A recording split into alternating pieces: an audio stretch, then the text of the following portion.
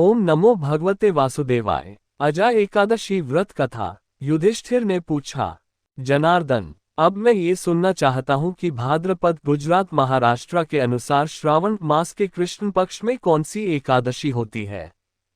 कृपया बताइए। भगवान श्री कृष्ण बोले, राजन, एकचित होकर सुनो। भाद्रपद मास के कृष्ण पक्ष की एकादशी का नाम अजा है।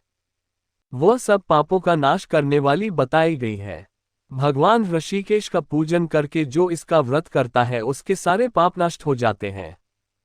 पूर्व काल में हरिश्चंद्र नामक एक विख्यात चक्रवर्ती राजा थे जो समस्त भूमंडल के स्वामी और सत्य प्रतिज्ञ थे।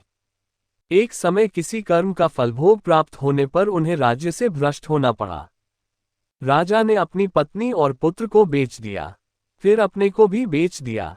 पुण्यात्मा होते हुए भी उन्हें चांडाल की दास्ता करनी पड़ी। वे मुर्दों का कफन लिया करते थे। इतने पर भी नृपश्रेष्ठ हरिश्चंद्र सत्य से विचलित नहीं हुए। इस प्रकार चांडाल की दास्ता करते हुए उनके अनेक वर्ष व्यतीत हो गए।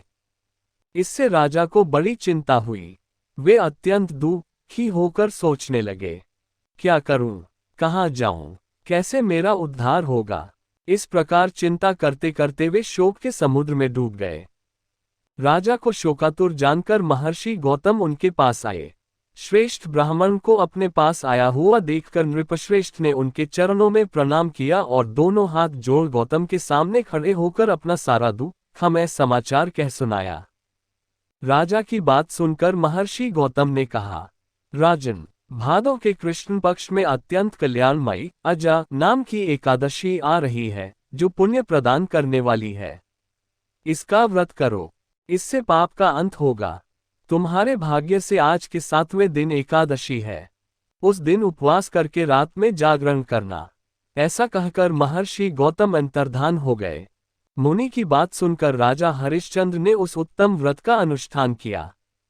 उस व्रत के प्रभाव से राजा सारे दुखों से पार हो गए। उन्हें पत्नी पुनः प्राप्त हुई और पुत्र का जीवन मिल गया। आकाश में दुंदुभियां बज उठीं। देवलोक से फूलों की वर्षा होने लगी। एकादशी के प्रभाव से राजा ने निष्कंटक राज्य प्राप्त किया और अंत में वे पुरजन तथा परिजनों के साथ स्वर्गलोक को प्राप्त हो गए।